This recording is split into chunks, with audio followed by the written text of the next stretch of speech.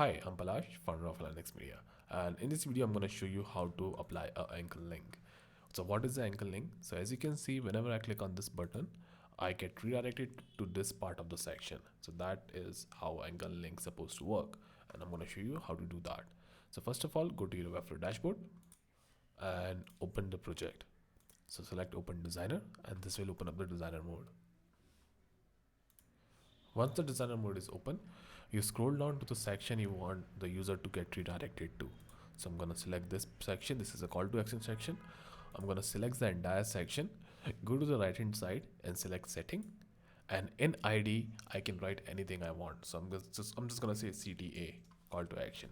And now I'm going to go back to the button and select the button link, and again go to the right hand side in the settings, and in link setting select the third icon. This is a page section.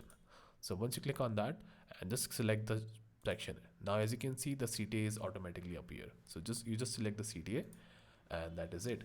You hit publish, and that's it.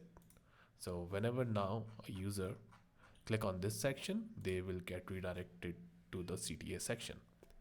I hope this helps. If you have any question about it, please let me know, and thank you for watching.